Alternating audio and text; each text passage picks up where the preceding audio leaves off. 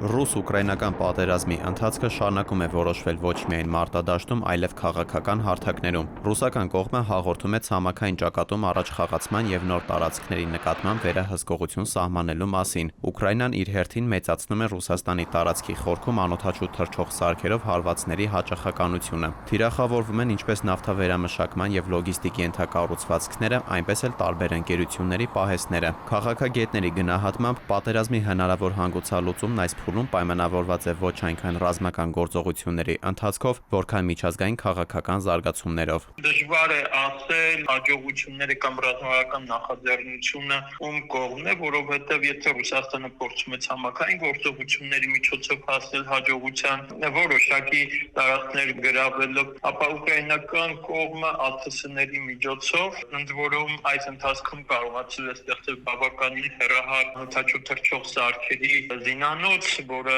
Ռուսաստանի հիմնական մասում կարողանում է խնդիրներ լուծել։ Ռուսաստանի պես մեծ տարածքը ամբողջությամբ վերահսկելն ու բոլոր հավանական թիրախները միաժամանակ պաշտպանելը մասնագետների գնահատմամբ գործնականում չափազանց բարդ է։ Ասում են, հակաօդային պաշտպանության միջոցների մասին պատկերացումները որոշակիորեն հիմնված են միֆերի վրա։ Տարածքներ ինչպիսին Ռուսաստանի Դաշնությունն է, չափազանց դժվար է ասել օդի փակ կամ բաց լինելու մասին։ Դրանք հարաբերական են։ Եթե փոքր տարածքները հնարավոր է արդյունավետ հակաօդային պաշտպանության կազմակերպել, ապա մեծ տարածքներում դա բավականին դժվար է։ Ուկրաինական հեռահար հարվածները փորձագետները գնահատում են որպես ցամաքային ճակատում առկա դժվարությունները փոխհատուցելու փորձ։ Նրանց դիտարկմամբ ԱԹՍ-ներով հարվածները կարող են վնաս հասցնել ենթակառուցվածքներին և տեղեկատվական ազդեցություն ունենալ, սակայն չեն ապահովում տարածքների նկատմամբ վերահսկողություն։ Դրանով նա ցանկանում է փոխհատուցել լրատվական դաշտում իր անհաջողությունը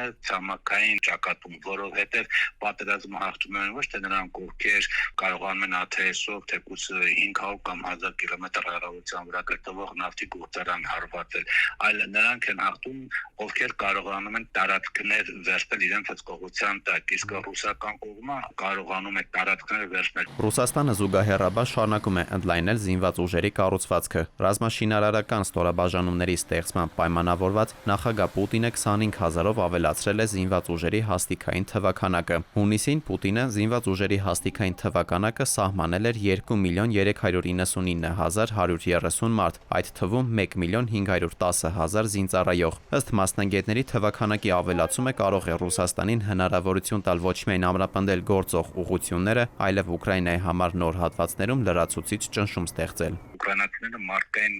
լուրջ կորուստներ ունեն եւ ռեսուրսի լուրջ խնդիր ունեն, մարդկային զինվորական իրանք ունեն մեծ քանակություն արևմուտքից ստացած ԱԹՍ-ներ, բայց ԱԹՍ-ները դու չես կարող տարածք պահես։ Եվ քանի որ ռուսական ռազմական կողմը ավելացնում է թվականակը, ինքը կարող է երկրորդ կամ չորրորդ, հինգերորդ ճակատը բացել։ Մասնագետների գնահատմամբ կողմերից որևէ մեկի գործողությունները դեռևս վճռական բեկում չեն ապահովել, սակայն պատերազմում կիրառվող միջոցների շրջանակը շարունակում են ընդլայնվել։ Դավիթ Թադևոսյան, ժամը լրատվական։